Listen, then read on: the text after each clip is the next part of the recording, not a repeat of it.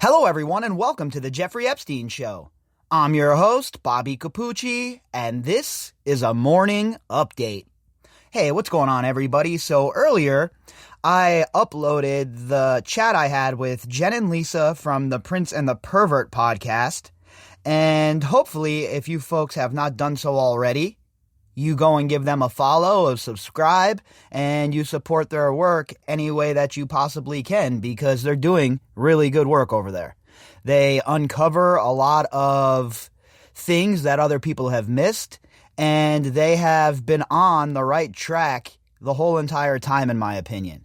So if you're not following them and you're not familiar with their work, do yourself a favor, listen to my chat with them, and then afterwards, because I'm sure that you'll be sold, go and give them a listen. Go give them a subscribe. Go follow them on Twitter. Give them a shout out. Follow their work. Support it. All of that good stuff.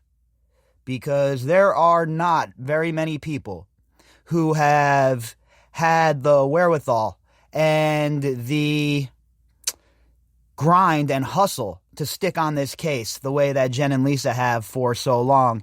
And it just also goes to show you that this isn't something that is just caught fire in America. This spans continents. This spans nations. This spans, civilized people all over the world take a look at this and they're disgusted by it. So you see how it has just become almost a movement with this as the lightning rod of people being fed up with the two-tier justice system, being fed up with the way the laws are manipulated in the favor of the so-called elite. And it has all just come to a head. So if you dig this story and you're interested in getting a different perspective from some very smart and knowledgeable people, make sure you hop on to whatever podcast service you use and you subscribe to the Prince and the Pervert podcast. You will not be disappointed. All right, look, on to our article today. And I've been waiting a couple of days to jump on in here and absolutely eviscerate the Joe Exotic of the Windsor family. Now, it's being reported as if this is new news to people. It's not. We've been all over this for a long time now. We knew that he stayed at Epstein's during that trip. Now, obviously, the Daily Mail has some confirmation, so the Unsullied will get a glimpse finally, and they won't just hear it on some podcast somewhere, right? You know how some people are. They're still caught up in that paradigm where they believe that the legacy media or the print media is the only arbiter of truth. And anybody who does independent content or investigative journalism who's not attached to a big outlet is telling you fake news. And that's definitely what the establishment wants, right? They want you to only listen to their narrative, to only listen to what they're telling you. And since there has been an explosion of independent content creators, investigative journalists, and independent journalists, the establishment understands that it's in big trouble, right? So this is a situation, this is a story that people want to know the truth about. And the legacy media has not told the truth about Prince Andrew. Now remember, Amy Robach and ABC specifically killed their story, their interview with Virginia, because they were scared they were going to lose access to the royal family, lose access to Prince Andrew. So they never really reported this whole story, right? It was up to independent content creators and investigative journalists to really dig down and hammer this out. But it's nice to see it in print finally, and it's nice to see that the Unsullied are starting to get more of an idea about just how complicit Andrew has been throughout this whole entire thing. And the biggest damning factor, in my opinion, besides obviously the allegations from Virginia, is the way this guy conducts himself, the way he handles himself. He's out there talking all sorts of shit in this Emily Maitlis interview, and all of it basically has been proven to be a lie. So why should anyone believe him about what happened that night, especially considering the strongest bit of evidence these people have presented thus far is some sort of scenario where Ghislaine Maxwell's lawyers went and hopped in the bathtub at Ghislaine Maxwell's Belgrave pad and said it's just too small. They don't believe anything could have occurred in there. That is all that they have brought to the table so far. And while it's relevant that all information should be put out there and all information should be considered when talking about something like this, the fact of the matter is that's not enough, right?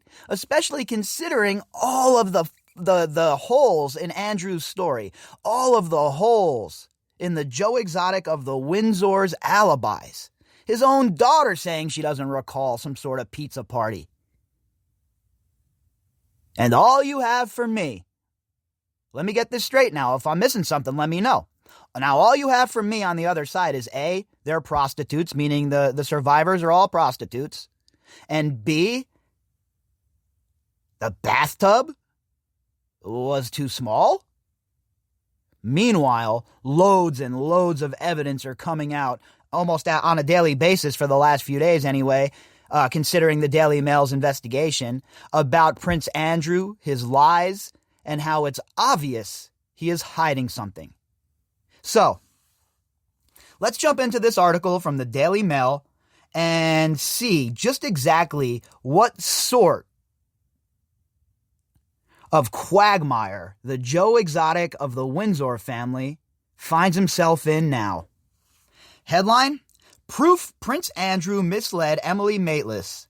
Duke did stay at Jeffrey Epstein's New York mansion, and secret itinerary shows hours of private time during trip when Virginia Roberts claims he slept with her. So, again, right off of the bat, right? We all knew that he stayed at Epstein's. This has been established for those of us who have been following the case for some time, right? So we knew that he was at Epstein's. We knew that he was lying. And that's where all of the vitriol came from. This dude sat up there and tried to gaslight everybody and tried to take control of the narrative instead of simply just saying, hey, look, I got caught up in Jeffrey Epstein's blackmail plot. I had no idea what was going on. I thought I was going over there to meet some girls with him. I had no idea these were underage girls, and he was sucking me into his plot. No, he has no excuses, not even something like that. Oh, I wasn't there. I never met her. I was at a pizza party. My fingers aren't that fat. I can't sweat. Give me a break already. Meanwhile, as he's spinning all of that utter bullshit to us, weaving it like he's Rumpelstiltskin, we're all sitting back saying to ourselves, well, this is going to have a boomerang effect. This is going to come back and smack the Joe Exotic of the Windsor family square between the eyes. And here we are, folks. The reckoning has come. The slapback has occurred. And the Joe Exotic of the Windsor family is certainly earning the moniker. This article was authored by Stephen Wright and Richard Pendlebury. Prince Andrew, the Joe Exotic of the Windsor family, did stay at Jeffrey Epstein's New York mansion during a trip when it is alleged he slept with a trafficked teenager the Daily Mail can reveal for the first time. Well, I'm glad that the Daily Mail is revealing it now, and I'm not going to go too hard on them considering they've done pretty good work in this case. But what I will say is, if you've been following the podcast, mine, you've been following Jen and Lisa's podcast, and others, obviously, then you knew all of this stuff already. You knew that he stayed there. You knew that he lied about it. And you knew that it wasn't doing the honorable thing to fly across the pond to go break up with your buddy. And now, well, I'm happy to reveal that the Daily Mail can also reveal that for the first time. Contradicting his car crash TV interview, Hindenburg-level interview, you mean? Sources have confirmed the Queen's second son was indeed a guest at the pedophile tycoon's Manhattan home in April 2001, raising questions about his other recollections of the time. Well, what do you know? Again, I say it all the time, right? I'm not Inspector Clouseau. I'm certainly not Sherlock Holmes. I'm not even Inspector Gadget. But 2 and 2 equals 4 no matter how you chop it. And when you looked at this dude's alibi and you looked at his story and how things didn't add up, none of it made sense from the jump. And remember, folks, let's remember, I came into this case skeptical of all of these claims for the most part. I didn't believe that we were dealing with what we're dealing with right now. I had no idea what sort of viper's den I was walking into. But let me tell you what, where I am now and where I was then, boy oh boy, what a journey it has been. And if you're willing to follow the evidence, and you're willing to do that in an unbiased nature and just follow it wherever it leads you, it turns into quite the wild ride. And that interview that Prince Andrew did was so damning. And we discussed it at the time, that it was going to come back and haunt him, man. And here we are. And this is the reason, remember also, like I told you folks, this is the reason that this guy does not want to sit down with FBI investigators. If he does that, you think Emily Maitlis was hard on him? These dudes are going to walk him straight into a perjury trap. Bing, bang, boom, done and finished. And his lawyers aren't having any of it. They know the deal. They know that if they give this interview to the FBI, a sit-down interview, that they're going to be open to cross-examination and they'll be exposed. So they don't want to do it. They want to give a written declaration and deposition of what occurred. Andrew, 60, told Newsnight's Emily Maitlis last year, "I wasn't staying there. I may have visited, but definitely didn't. Definitely, no activity." That was what Prince Andrew told Emily Maitlis. Now, go back and rewatch the interview if you need a refresher course. Look at what he said during that interview, what we knew then, but now what the Daily Mail is coming out and confirming.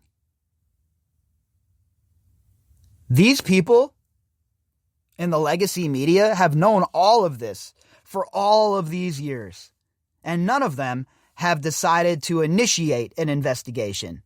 It wasn't politically expedient for them. They weren't able to wield it as a political cudgel, so these girls didn't matter. And it just goes back to the heart of the whole entire failure by the institutions that are in place to stop things such as these, and if not stop them, make sure the people who engage in them pay. And none of that occurred. But a Mail investigation has discovered both the Duke and a Scotland Yard bodyguard did spend the night at Epstein's townhouse, the largest in the city. Oh yeah, I mean, look, must be nice, right? You're the Prince of England. You could stay wherever you want. I don't know how many times I got to go into this one, but boy, here we are again, huh? You could stay wherever you want. You're in New York City, an absolute mecca of accommodations. All sorts of fantastic places to stay. And you choose to stay with Jeffrey Epstein, a convicted sex offender. Because it's expedient, because you're trying to save the taxpayers a couple of dollars. All of a sudden, Airline Andy is worried about saving a few dollars. All of a sudden, the Joe Exotic of the Windsor family is thrifty. I'm sorry, it doesn't add up. It was during this 3-day trip to the United States that the prince's accuser, Virginia Roberts, alleges she slept with the father of 2 for a second time after a previous encounter in London. Claims the Duke has always denied. Yeah, not denied properly, though, in my opinion. I mean, has he really denied it, though? Like, what is he might have come out and verbally denied it, but what proof has been provided? We have seen no proof provided by any of these people. It's all technicalities. It's all loopholes, and it's never innocence or guilt for these people. Because 9 times out of 10, with these scumbag so-called elites, they're all guilty of something, right? Well-placed sources have confirmed Andrew stayed at Epstein's $60 million home on the final night of his pre-Easter visit to the U.S. in 2001 to save taxpayers' money. Again, I don't buy that for one single second. He has never worried about saving the taxpayers' money. Now, all of a sudden, we're supposed to believe that he's running around like a miser, not spending any money and slumming it on people's couches? Yeah, the Prince of England, that's exactly what's happening. He's couch surfing, folks, to save you money. I wonder where all this thriftiness was when he hopped on that plane to go watch some golf. An official itinerary seen by the Daily Mail shows that the Duke spent the first night of his U.S. trip at the residence of the British Consul General in New York, then flew to Boston for 24 hours before returning to New York, where he slept at a private address. Oh, not so private. We know where he was. Over at his BFF, Jeffrey Epstein's house. Couch surfing, watching The Crown, watching some TV.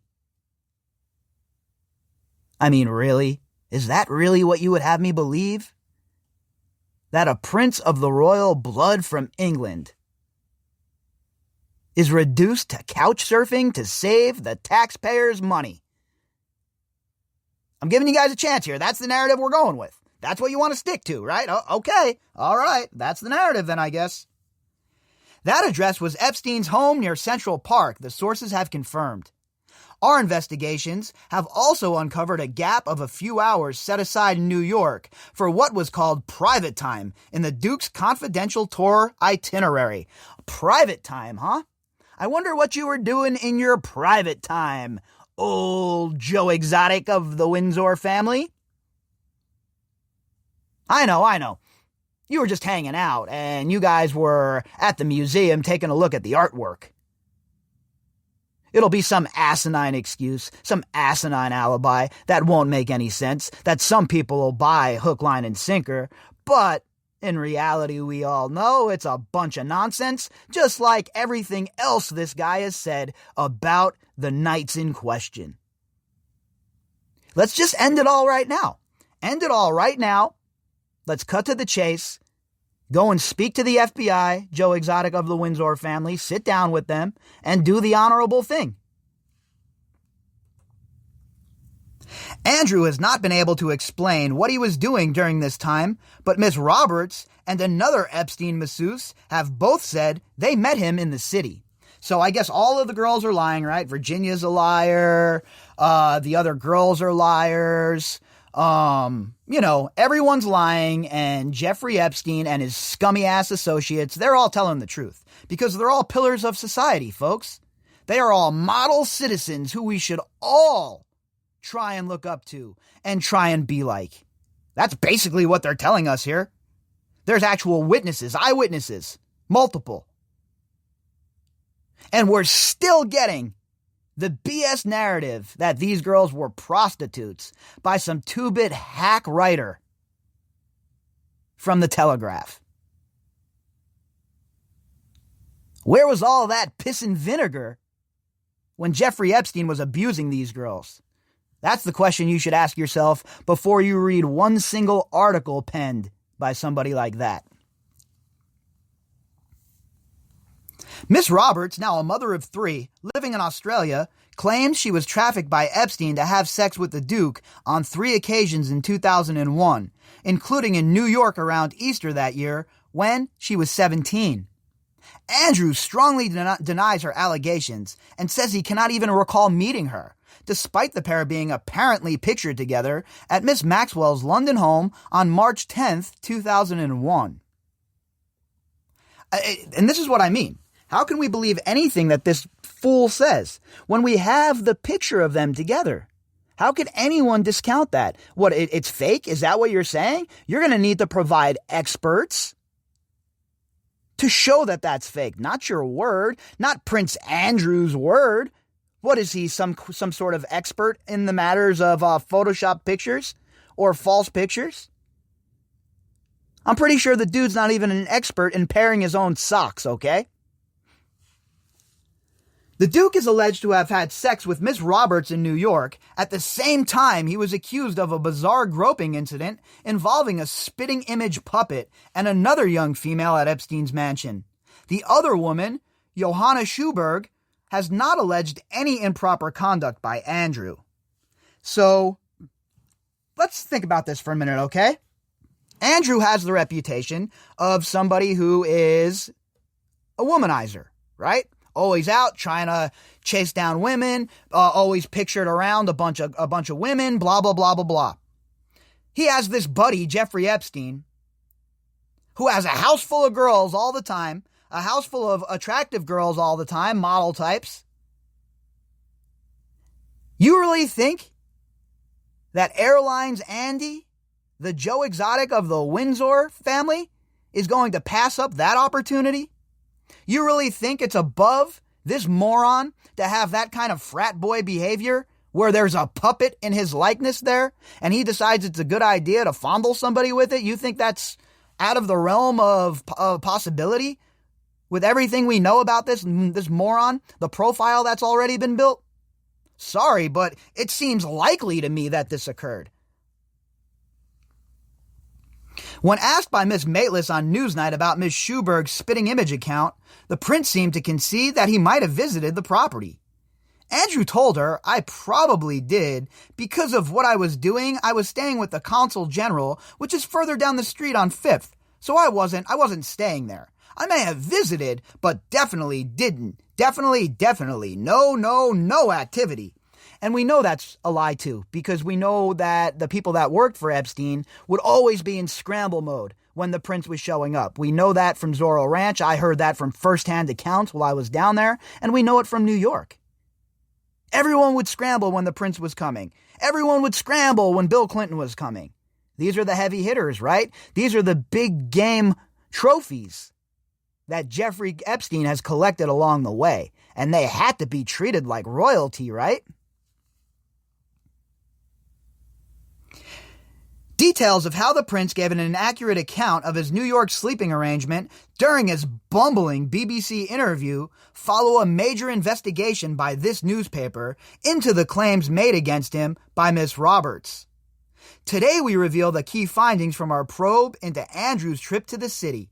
This includes how confidential official documents reveal the Duke had made provisions for 3 hours of private time, around the time he allegedly bedded Miss Roberts at Epstein's home.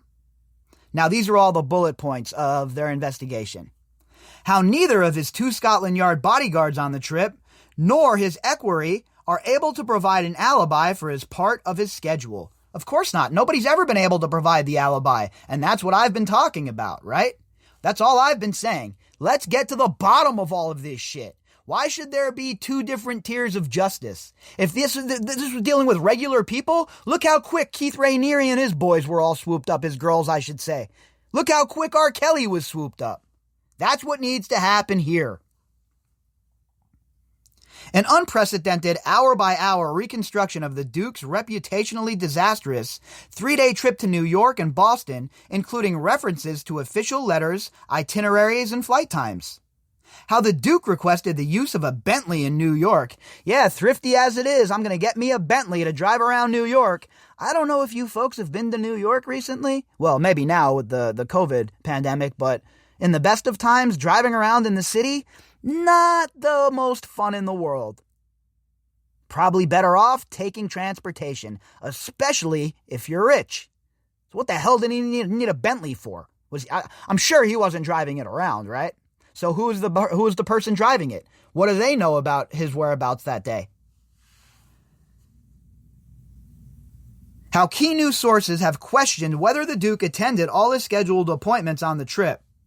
How a Scotland Yard bodyguard insists that Epstein, Maxwell, and Virginia had left New York for the tycoon's private island in the Caribbean when the Duke stayed at his pedophile friend's place on the 3rd night of the trip. Folks, what more do you want here? I mean, come on.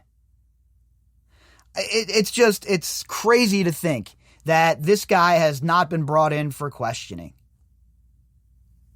And you all know how I feel. Like I always say, innocent until proven guilty for sure. All of these people. every last one of them, even if we have a mountain of probable cause and circumstantial evidence. Nobody's guilty until that judge's gavel comes down and they've been judged by 12 of their peers.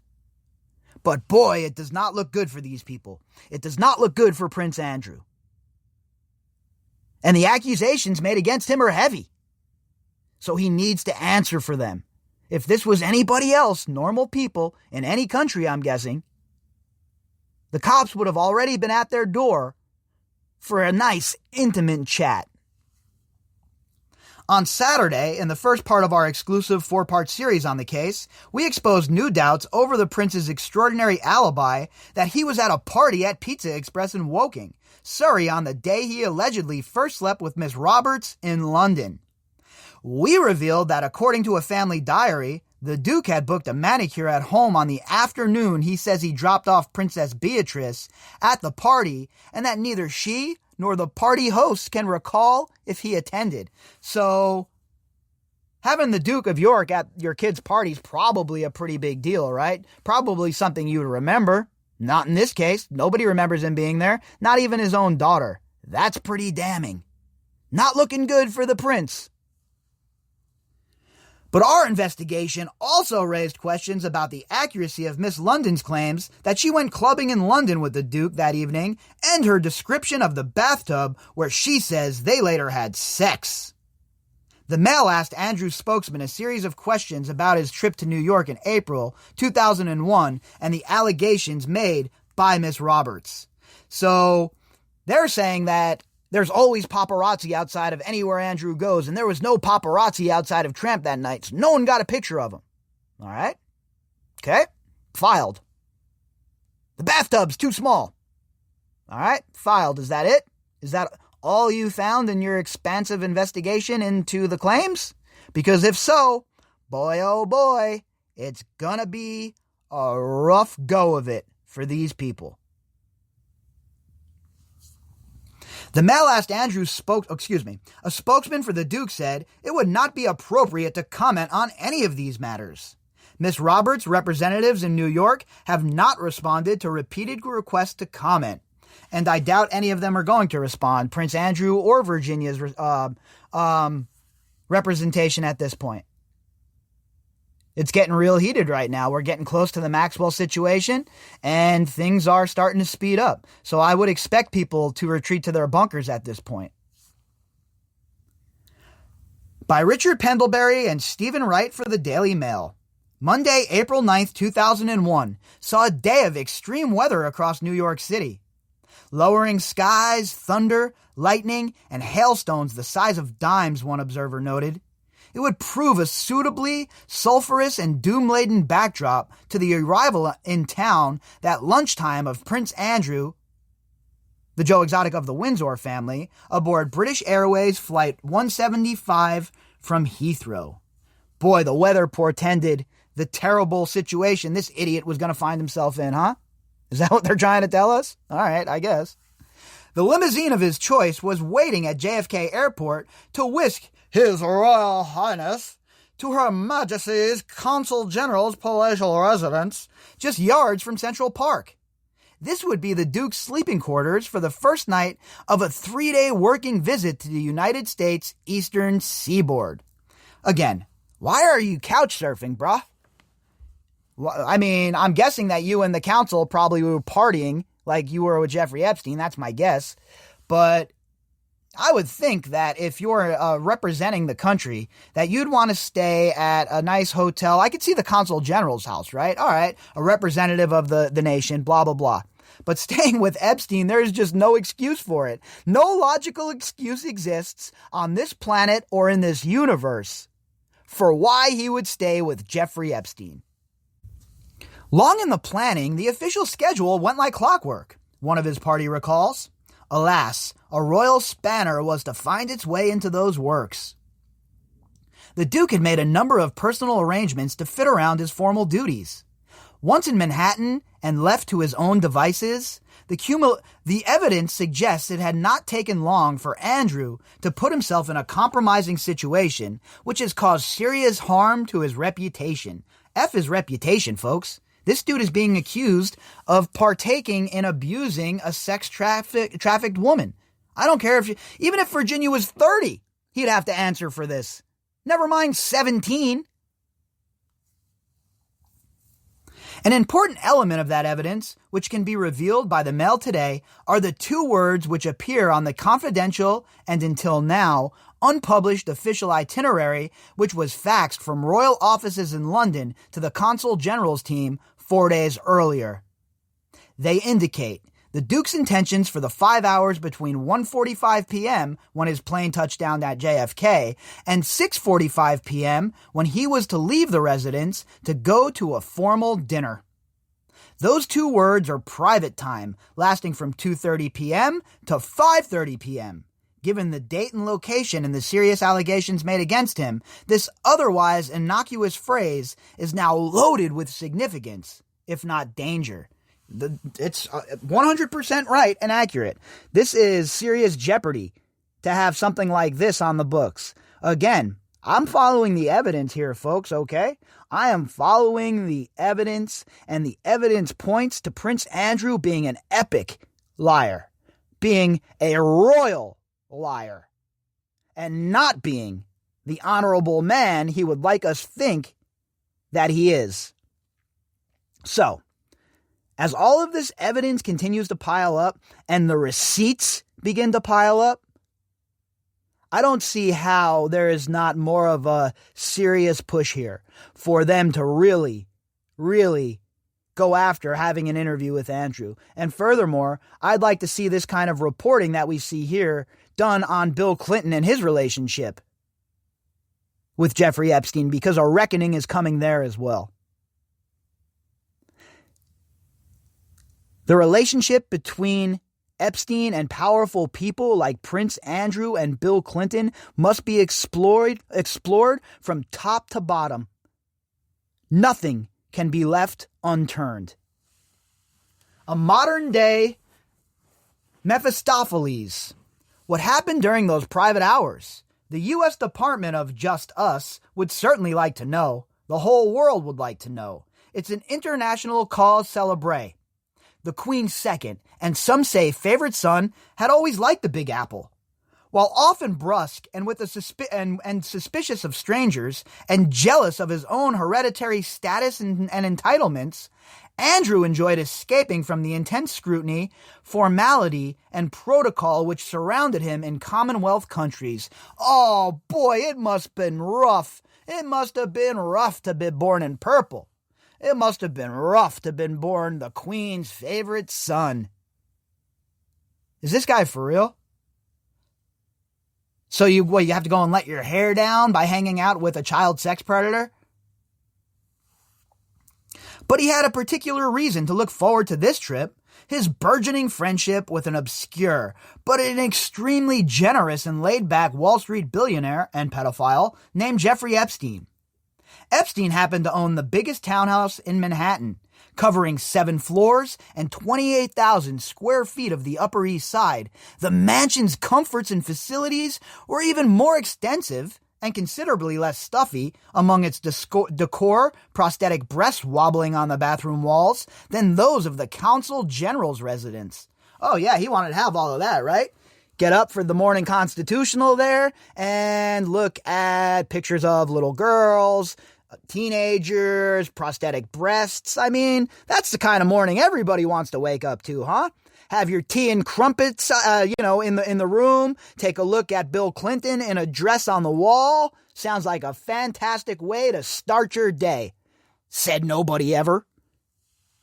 5 years divorced from Sarah, the Duchess of York, and nearing the end of a not undistinguished military career, this midlife Duke, aged 41, was about to enter a new epic alone. With the impending retirement from the role by the Duke of Kent, Andrew had been anointed by his mother to become the UK's next special representative for international trade and investment. Trade and investment, huh? Trading in scumbaggery, trading in grifting, trading in lies and secrets. Talk about a pathetic representation of the great nation of England. Sources say he felt he needed to find a mentor, well-versed in what was, to him, the alien world of big business. Someone outside the Buckingham Palace yes sir, no sir bubble, as one acquaintance describes it. What he got was not a guide, but a modern-day Mephistopheles. It would be an understatement to say that his Epstein connection came back to haunt Andrew. Look, man, he needed to go to Andrew to be his mentor. There's nobody else on Wall Street that could have been your go-to guy, somebody halfway decent. I mean, look, they're all thieves, right? But how about somebody that doesn't deal in little children? How about somebody that's not abusing women? That might have been a better idea for the Prince of England, right? A safer route. The relationship and all it allegedly entailed would eventually see the Joe Exotic of the Windsor family banished from public life and facing demands, as he does today, to submit to Department of Justice questioning in a sensational case which sprang from the pedophile Epstein's voracious appetite for underage girls. That's the proper way to put it, right? Voracious appetite for underage girls. That's what it was. That's who Jeffrey Epstein was. And he had that need met. As long as he was providing the compromise on these people, everything was going to be all gully. The Duke is not a suspect in their inquiries as far as the Mail is aware, but the U.S. authorities believe he is a potentially vital witness in their investigation into Epstein and others' criminal activities. You know how I feel about that, right? Anytime they're telling you you're a witness in a federal investigation, lawyer up. Do not talk to them. Lawyer up right away. Not a word spoken to the Jakes. Because this is the beginning of your downfall. And Andrew knows that. They're not saying he's more than a witness because, that's how they play ball. But we know the score here. If he was just a witness, this would have been settled, wrapped, and sealed a long time ago. Epstein would be jailed in 2008 after admitting he had procured 2 such girls for the purpose of prostitution. Having secured a secret sweetheart deal of the century with federal prosecutors, the financier, pedophile, served only 13 months, much of which was spent on day release. We talked about this earlier with the damning article from the Palm Beach Post that lit them on fire for their behavior. And it was 100% correct and factual. These people were negligent at best in the way they conducted themselves with Epstein's first prosecution. But the claims of his survivors, of whom there were dozens, would not go away. The case was reopened in July 2019. Epstein was rearrested on suspicion of further pedophile-related offenses. On August 10th, 2019, while on remand in New York, he hanged himself in his prison cell, allegedly. Epstein is now beyond the reach of public accusations and criminal investigation. His former friend, the Prince, is not. And in Virginia Roberts, he faces one of Epstein's abused survivors and an accuser of singular determination and desire to see him brought to some kind of official account. And Virginia has been steadfast in her pursuit of this man being accountable for what she says he did to her. And I think that it's beyond time that he answers these hard questions. The Duke of York emphatically denies having any sexual relations with Miss Roberts or any minor. His advisors brief that he will be exonerated and able to return to public life. That remains to be seen. His stock currently remains in the basement, and so does he. He's like one of these neckbeard coffee shop revolutionaries who live in their mother's basement at this point, right? That's what he's doing. He's living at his mom's pad, hiding behind mommy's skirts. But in a forensic investigation, over several months, the Mail has uncovered never-before-seen documents, heard multiple new testimonies, and thrown new light and detail on crucial episodes. They've done a good job, right? The Mail has done a really good job tying this up, putting it together. And to be honest, though, we have all had all of this locked in and loaded for a long time. What they're doing here is they're giving legitimacy to that work for the unsullied. We have examined the gaps, contradictions, and lack of recall in the Duke's narrative, as well as the consistency of Miss Roberts' own, so far, widely accepted claims, not least their thus far unexplained variances and anomalies, which inevitably would be severely tested if ever presented in a court of law. Bring it on. Let's see it. That is exactly what I'm pining for.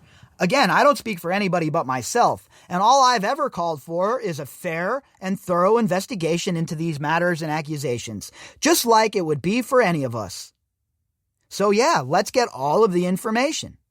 And if all you have is the bathtub is too small, boys and girls, you better get these people all fitted for outfits matching Ghislaine.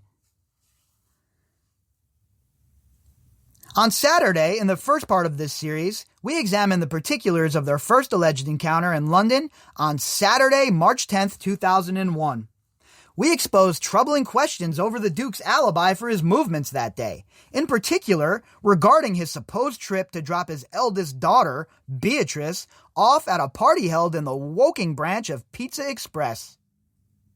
We also spoke to witnesses whose testimony throws new light on claims he and Miss Roberts had danced at Tramp nightclub before returning to Ghislaine Maxwell's Knightsbridge Mews house, where an infamous picture was taken of the pair of them, a picture which the Duke supporters feel could be fake. Okay, let's address some of this.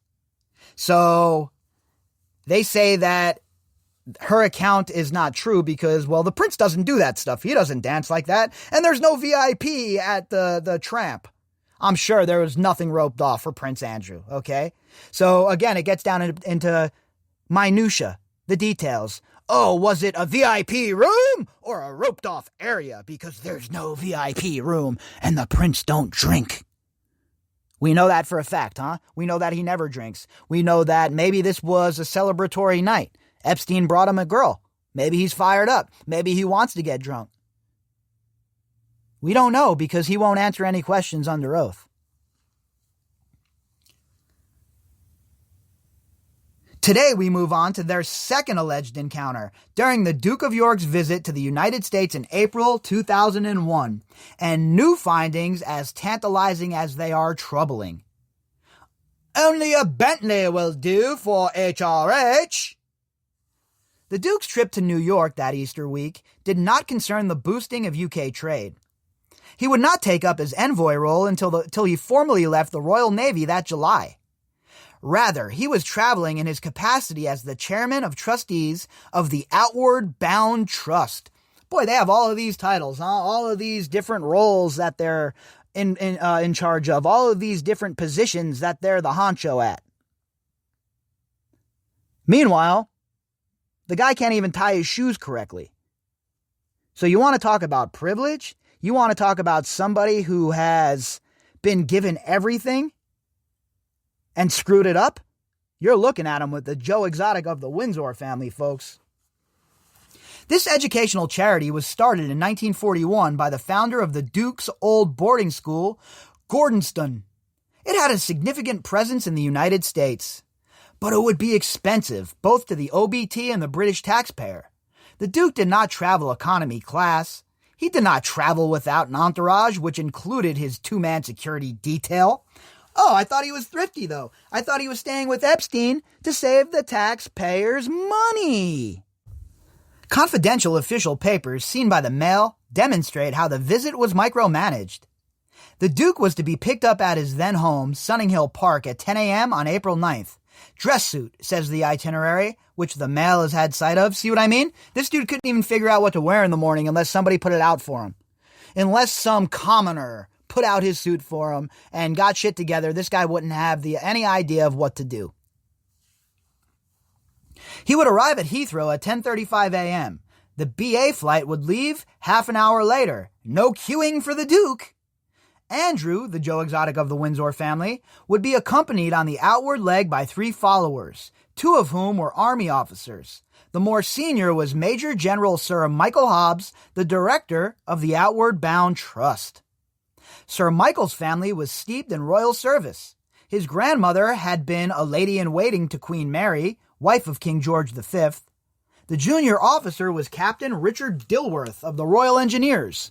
A bluff Lancastrian, Dilworth was the Duke's personal equerry. I have nothing really to add to any of that, folks. I don't know what any of that stuff really even means. I'm not too familiar with how the English set this up for their royal family. I know they have entourages, but I don't really know their roles well enough to, get down into the minutia there. The third member of the party was the Duke's senior personal protection officer, a metropolitan policeman of inspector rank whom we shall call Policeman A. Oh, no names, right? That's always nice. Policeman A, Policeman B. Perfect. Another PPO, a sergeant, Policeman B, had flown to New York the day before to conduct the second of two recesses for the visit. Both police officers' costs were paid for by the Metropolitan Police. Confidential documents confirm. So worried about the taxpayer's dollar, huh? That he had all of these other expenses, all this other money. What would have been a couple of extra fazools on top of that to get you a hotel room?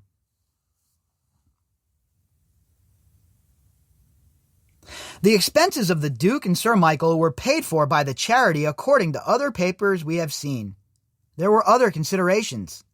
In a fax sent to Louise Redmond, the New York Consulate General Visits Officer, a royal aide had addressed the Duke's mode of transport while in New York. HRH wanted a suitably high status and British rather than American car. Aw, isn't that cute? I don't want an American car. You can save that Cadillac. It's Bentley for me. Ha ha ha ha ha. Policeman B asked if I could ascertain what car the Duke of York would like to use in New York, the aide wrote. His Royal Highness has said the Bentley or whatever is appropriate. To that end, I would recommend that a Jaguar or similar might be appropriate, but not a Lincoln Town car. Outward Bound will provide a second car and driver for the equerry, and Sir Michael and I would be grateful if you could provide a driver for the Duke of York's car. The Duke got his Bentley. All right, so I guess the Duke wasn't driving the Bentley himself in New York, okay? So I didn't figure that would be the case, but then again, with this clown, you never know. Miss Redmond was at JFK Airport to greet the royal party, along with Bill Phillips, chairman of advertising giant Ogilvy and Mather, and head of Outward Bound International. Mr. Phillips was to be the Duke's official host. The Bentley took the Duke to the residence at North Forest East 66th Street. His luggage and entourage followed in two other vehicles. Oh, man, what did he have, a baggage train? What is this, like William the Conqueror rolling through the city? Let me get my 4-car entourage. I need a baggage train. This guy's an absolute clown. The sleeping arrangements, the apartment had 5 bedrooms, including the Consul General's personal quarters, had been set. In another fax from across the Atlantic, on the evening of the 9th of April 2001, HRH and a personal protection officer will certainly be staying at the residence, it stated. The third room will be taken either by Captain Dilworth or Sir Michael. Captain Dilworth would be the one to lose out. Yeah, I guess so. If you're just a captain, right? You ain't got no sir in front of your name, bruh. There is a pecking order. You're going to need to go down to the Residence Inn, homie, and get you a place down there. You ain't staying here. I would be grateful if you could secure 2 hotel rooms locally for the 2 members of the royal party who are not staying at the residence. I wonder if it would be possible for the entire party to have breakfast at the residence on the morning of the 10th April 2001, as this will essentially be a working breakfast. Oh, I'm sure it is. Working out the details on how you're going to slip away to go hang out with your boy Jeffrey. On arrival at the residence, the Duke's equerry busied himself with unpacking Andrew's luggage. Meanwhile, his senior protection officer went shopping in downtown Manhattan for an Apple Mac computer with the son of the Consul General. We understand he recalls. Oh, let's go get us some shopping in while you're here, buddy. We'll go down to the Apple store. That'll be fun, right, Terrence? Yeah, that'll be great, Philip. But what of the Duke? How did he spend his designated private time that afternoon and early evening? Teenage girls on Epstein's jet. First, we must examine another possibly significant air movement which took place that same day. And this stuff is just as damning, and if not more so, right? Him being on that plane is really bad news for him. Him being in Epstein's vicinity is bad news in general, right? But on that plane, it just adds more and more evidence to the mound that we have already built, that the prosecutors have already built. And Lord knows what they have behind the scenes. I'm sure it's a ton. According to the logbook of one David Rogers, Flight 1488 had taken off from Palm Beach International Airport. Mr. Rogers was Epstein's main pilot. The Gulfstream business jet he was flying that Monday belonged to the tycoon. And we also know he had another pilot, Larry Visosky. His logbook, about which Mr. Rogers has been questioned under oath, suggests that the passengers aboard Flight 1488 included Epstein, Virginia Roberts, a teenage girl called Banu, and a young woman named Joanne. The latter would appear to be Johanna Schuberg, then 21, who while at college in Florida had allegedly been recruited by Maxwell to work as a masseuse for Epstein. Now remember, Andrew didn't meet Virginia, he said. He has no idea who she is. He couldn't pick her out of a lineup. You've been on a plane with her, got a picture taken with her, according to her, abused her. That should jar your memory a bit there, shouldn't it, Joe Exotic of the Windsor family?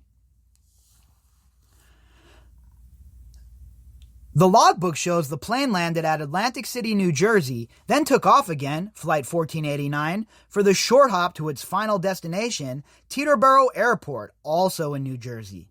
Teterboro is favored New York area hub for private jet traffic. It is unclear from the available data when Flight 1488 left Palm Beach, but a typical direct flight to New York takes little more than 2 hours. Teterboro Airport is less than 15 miles by road from the Epstein mansion. What happened next? As we shall see, an alleged sexual encounter bizarrely involving a spitting image puppet of the Duke himself. And we've talked about this, about the puppet, about how weird that shit was, and how that also lends credence to what Virginia has been telling us. I sat on Andrew's lap. Ghislaine put the spitting image puppet hand on Virginia's breast. Then he put his hand on mine. Duke's visit to the puppet master Epstein's mansion, this time for the night. Now remember, he said he never stayed the night there. I didn't stay the night there. I was just there hanging out. We were talking about gossip and we were just, talking about Wall Street trades, and this is what he wants us to believe. We know that's not the case, though.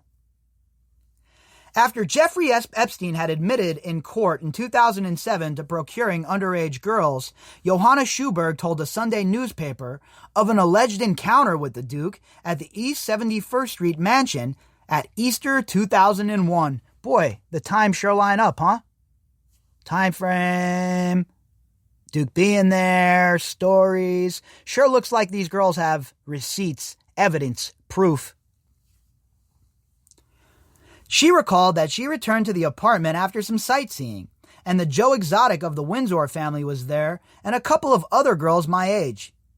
Andrew was very charming. She, Ghislaine, came down with a present for him, a latex puppet of him from Spitting Image. She added, we had a picture taken. Virginia, another girl there, sat on a chair and had the puppet on her lap. Andrew sat on another chair. I sat on his lap, and he put his hand on my breast. Ghislaine put the puppet's hand on Virginia's breast. Then Andrew put his hand on mine.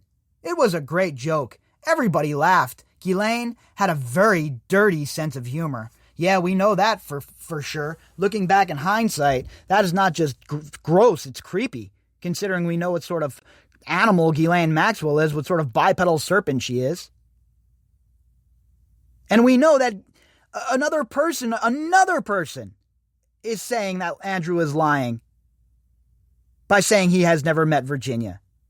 So at some point, all of the lies add up, and you just have to go with the fact that the person in question is an effing liar.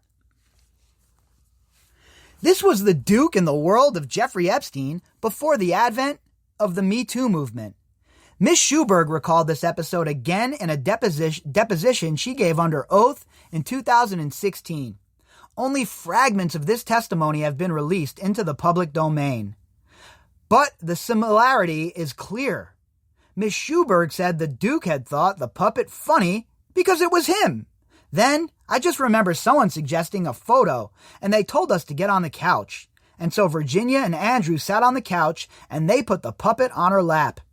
And so I sat on Andrew's lap, I believe of my own volition, and they took the puppet's hands and put it on Virginia's breast, and so Andrew put his on mine. It was all done in a joking manner. According to her accounts, the Duke, while being inappropriately tactile, to say the least, had not caused offense. She had sat on the lap of this famous stranger of her own volition. She thought him charming. You see, my point isn't the puppet, right? My point is that he's lying about knowing Virginia, and Miss Schuberg points that out here, even without her being directly asked. They retired to the dungeon. But what took the alleged encounter into a whole new sphere were the subsequent testimonies of Virginia Roberts. In interviews with a Sunday newspaper in 2011, her unpublished memoir, written in the same year, a deposition under oath given in 2015, and various later TV interviews, she corroborated Miss Schuberg's spitting image story, though on Panorama she says the puppet was put against Johanna's breast rather than her own. But she also went on to claim that after the puppet photograph interlude, she and Andrew retired to a massage room, the dungeon, where they had sex. She claims they had first had sex in London a month before this.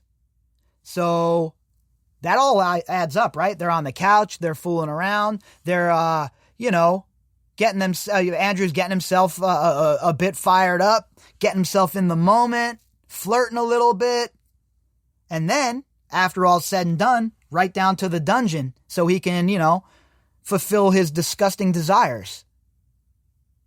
That's sure the way it looks to me. That certainly seems to be the way this all broke down.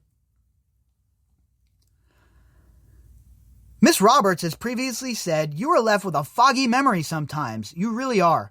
And I might be wrong on dates, absolutely. And I might be wrong on places even sometimes. Given the length of time that has elapsed since these allegation incidents, that is only natural. However, in the deposition, she said, I had sex with Prince Andrew in Epstein's New York mansion in spring 2001. I was 17 at the time. Epstein called me down to his office. When I got there, Epstein was there along with Maxwell, Johanna Schuberg, and Andy. I was very surprised to see him again. Epstein and Maxwell were making lewd jokes about Randy Andy. I had the impression that Andy had come there to see Epstein and to have sex with me. There was no apparent purpose for Andy to be there. Of course that's what he was there for. He got a little taste in London, and he figured, hey, I'm in New York, I might as well pull up and see what Epstein can do for me while I'm here. Let me satiate my desires, and I'll keep it moving. She said Epstein paid her $400 for this service. None of these accounts suggest a time of day for the alleged encounter, but another unlikely alleged independent eyewitness has just come forward to go some way to corroborating the puppet story. And we've covered all of this, right? This is all stuff we have covered now. The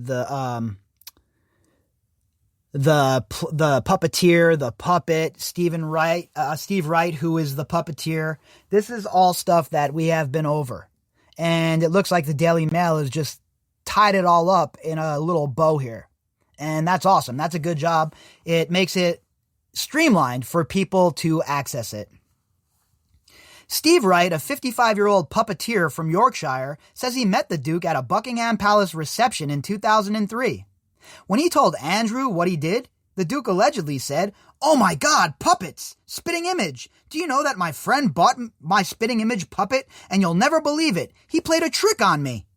Wright explained, the prince told me he went to an apartment in New York and saw the bloody thing sitting up on the sofa, and that he nearly had a bloody heart attack as he was there looking at himself. The Epstein mansion was only 6-minute stroll via Fifth Avenue from the Consul General's residence. It was not forbidden for the Duke to be at Epstein's mansion, nor even noteworthy at the time. Epstein was still a man of apparently spotless character. What? He was also a good friend and mentor of the Duke. Why wouldn't the Duke pop over to see Epstein during his private time? Why otherwise would they contrive to miss each other given the opportunity? Agreed, but why lie about it? That's the rub. When asked by Emily Maitlis on Newsnight about Miss Schuberg's account, the Duke even seemed to concede he might have visited. Maitlis: there was a witness there, Johanna Schuberg, who says you did visit the house in that month. Duke: I probably did. Because of what I was doing, I was staying with the Consul General, which is further down the street on 5th, so I wasn't staying there. I may have visited, but definitely didn't. Definitely, no activity. Maitlis didn't press the point further, which was good for the Duke, because within that stumbling reply, we can reveal he had made at least one statement which was patently inaccurate. Pretty much the whole thing was tattered with inaccuracies, but we'll just go with this, okay? Bodyguards stayed at Epstein's too. The Duke's schedule over the next 36 hours was packed with formal duties. That evening, he was escorted by his security detail and equerry from the residence to a dinner at the 5-star Mark Hotel, 500 yards beyond the Epstein mansion along Fifth Avenue. The Duke's host was Bill Phillips, head of Outward Bound International. Afterwards, he was escorted back to the residence by Policeman A and stayed the night there. The Mail understands this has been confirmed by a security detail.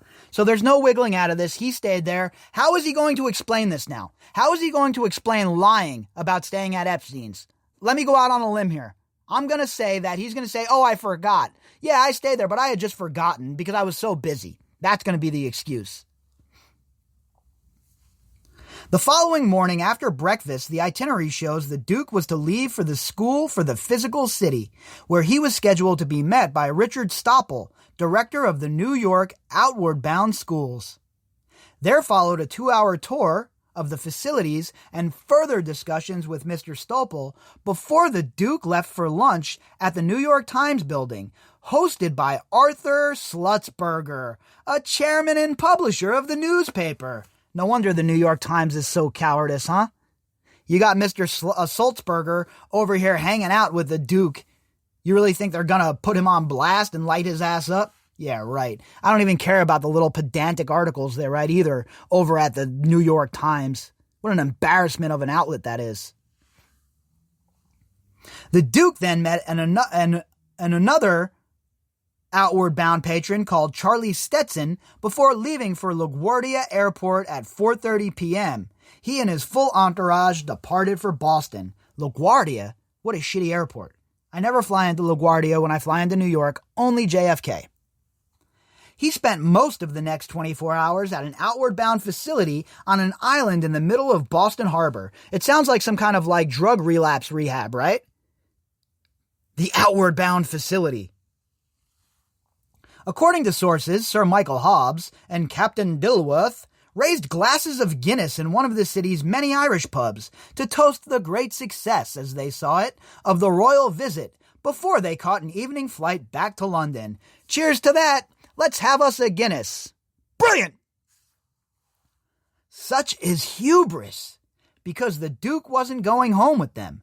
In fact, he and his PPOs were already heading back to New York on flight DL 1841. Boy, that's funny, huh? DL, the down low flight. Down low 1841 is the new name of this flight, folks. The Duke paid for his own ticket this time because he was no longer working. Yeah, I'm sure he paid for it. I'm sure Jeffrey didn't pay for it. In fact, he was about to demonstrate just how close he was to Epstein. The Mail can reveal that despite his denial during the Newsnight interview, Andrew did spend the night of April 11th at the Epstein mansion, and they built forts, they had s'mores, they talked about all kinds of things. They even turned the bedroom into bunk beds, so they had all kinds of rooms for activities. In a fax sent from London shortly before his trip, a royal aide states only that His Royal Highness will return to New York on the evening of 11th of April after his visit to Boston. He will spend that evening at a private address in New York and will depart for Miami the following day. Boy, this guy, huh? The life this guy was leading on the back of the English taxpayer. Running around, taking part in trafficking rings, the whole nine. The private address was 9 East 71st Street. Sources close to the Duke have conceded. Epstein's mansion. They say that HRH, the Joe Exotic of the Windsor family, and policeman A were alone there, apart from domestic staff. They insist that Epstein, Maxwell, and Roberts had already left the city before the Duke arrived. I do not believe that. I will just say it right here, folks. I don't believe it. So he's just hanging out at Epstein's pad by himself with the staff, huh? I'm sure that's what was occurring. The Mail understands that policeman A has confirmed this account and added that he stayed in his usual guest bedroom on the 4th floor. Oh, his usual guest bedroom, is it? I thought you never stayed there before, Andy. His usual bedroom, huh? An intriguing phrase in itself, with the Duke in a room nearby. It is worth recalling that the Duke has admitted staying with Epstein in New York in 2010, the final time they met. Yeah, the walk in Central Park, huh? How cute. The honorable thing to do. To fly over the pond to break up with your pedophile pal. David Rogers' pilot log also suggests the flight 1490 left Teterboro Airport for St. Thomas in the American Virgin Islands, the nearest landing ground to Epstein's private island, on April 11th. On board were Epstein, Maxwell, Banu, Virginia Roberts, and Miss Schuberg.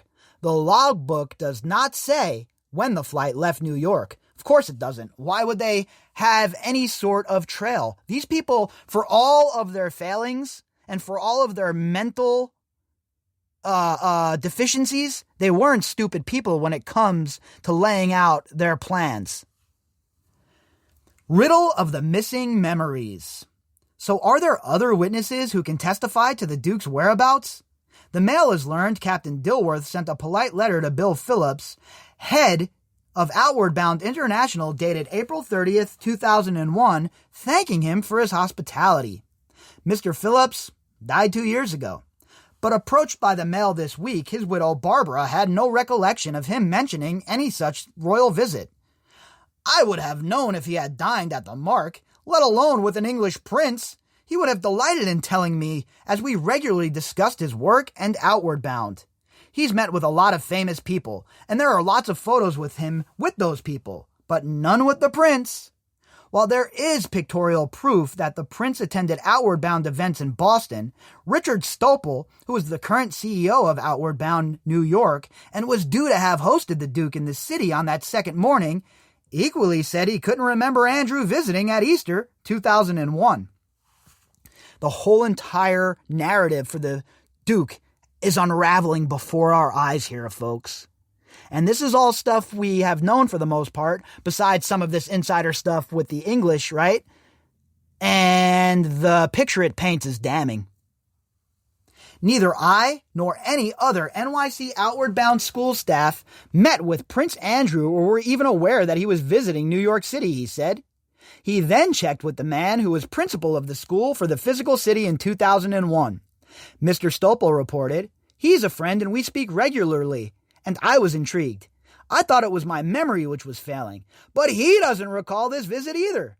So, did they even go? Were they spending all this time at Epstein's mansion?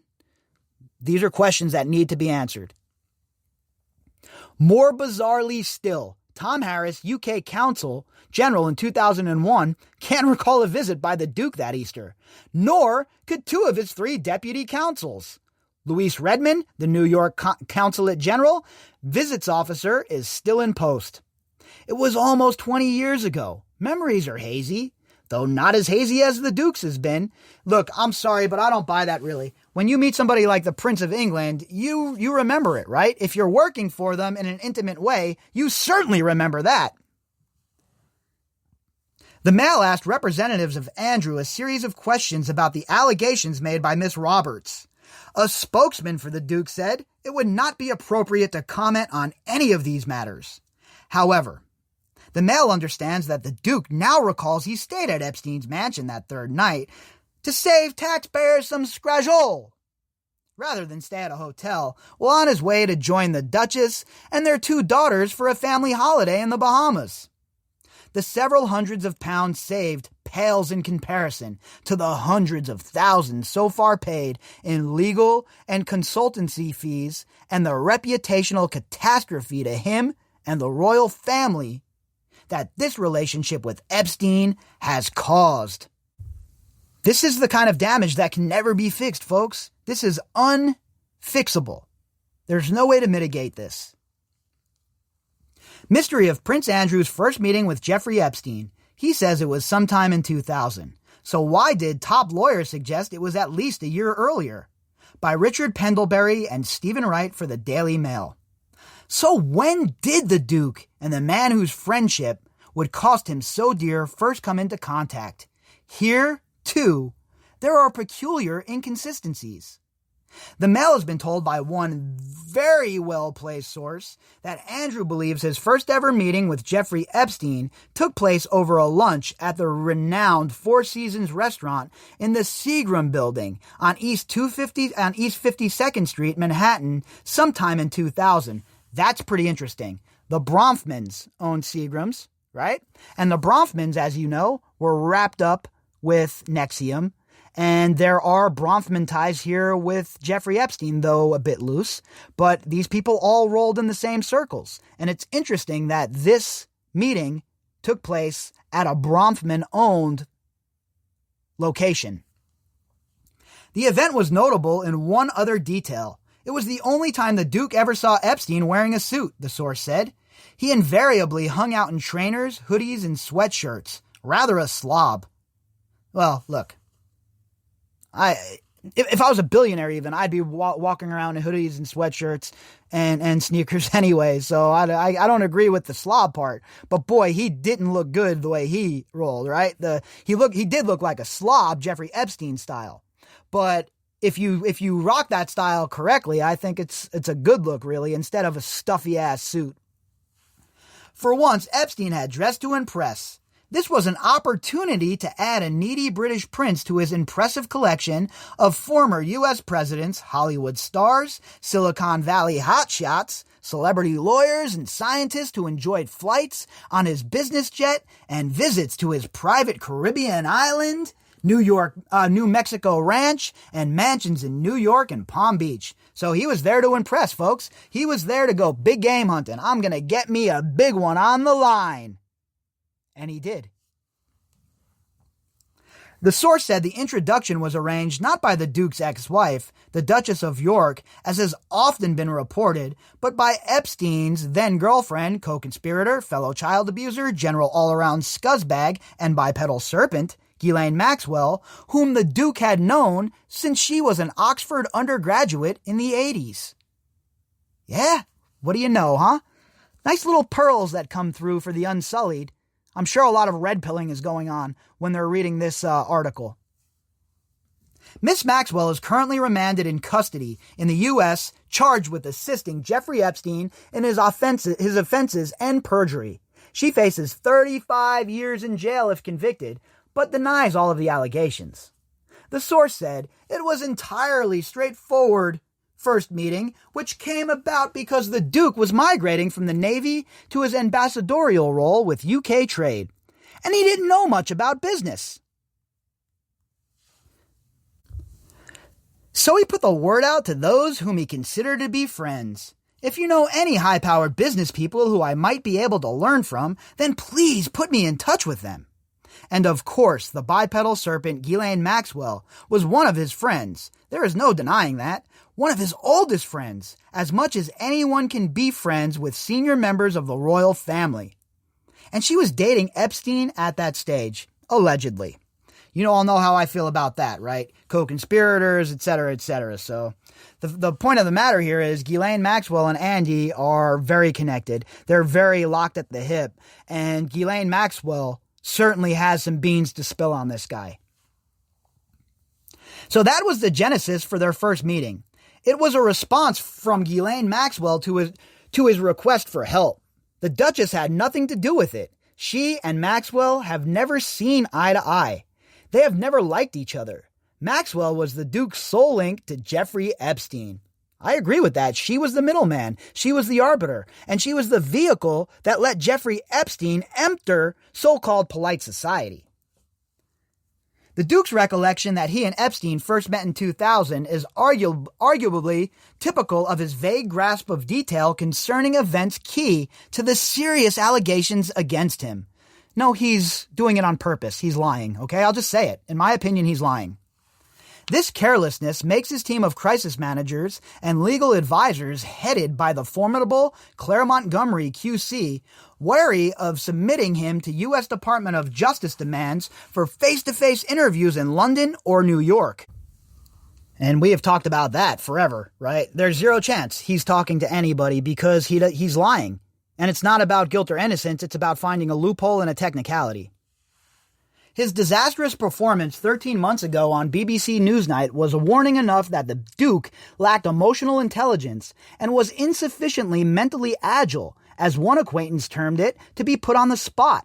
However blameless his history, his memory is woeful, apparently. Oh yeah, I'm sure it's his memory. Let's blame the memory. Next thing you know, they'll come out and say that he has the beginning and onset stages of Alzheimer's. That'll be the next excuse. So how does this recall of the first meeting with Epstein check out? Certainly, Andrew was photographed in the company of Epstein and Maxwell at an event at Donald Trump's Mar-a-Lago resort in Florida in February of 2000.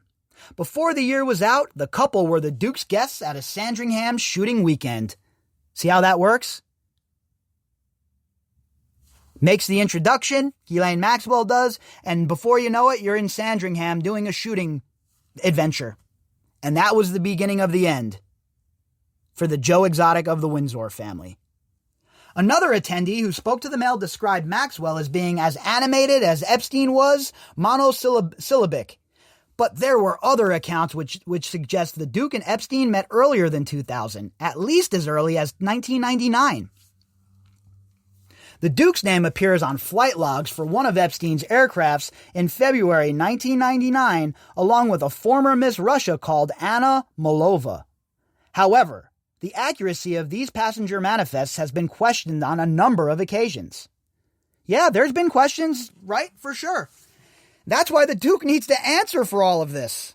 He needs to speak to the FBI and clear all of this up.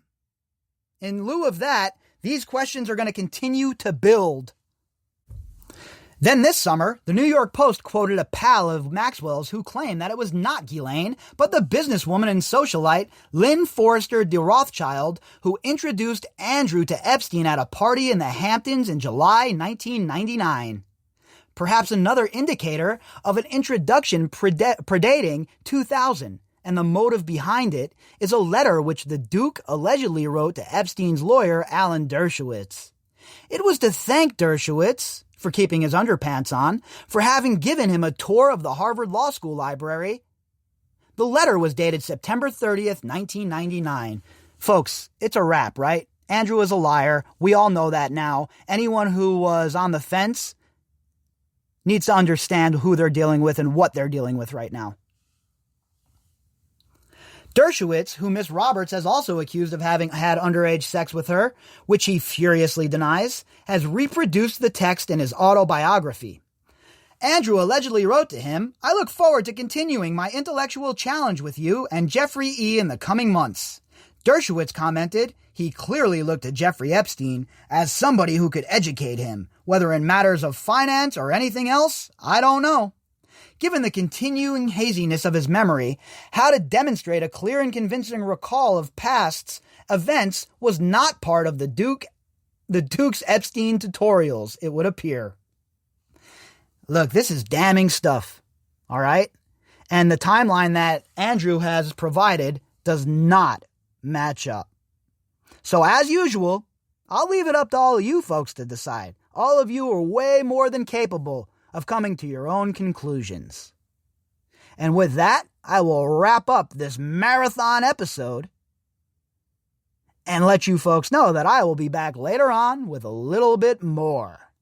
If you'd like to contact me, you can do that at bobbycapucci@protonmail.com. That's BOBBYCAPUCCI@protonmail.com. You can also find me on Twitter at BOBBY_CAPUCCI. All of the links that go with this episode can be found in the description box. All right, folks, I'll be back later on, and we'll pick up where we left off.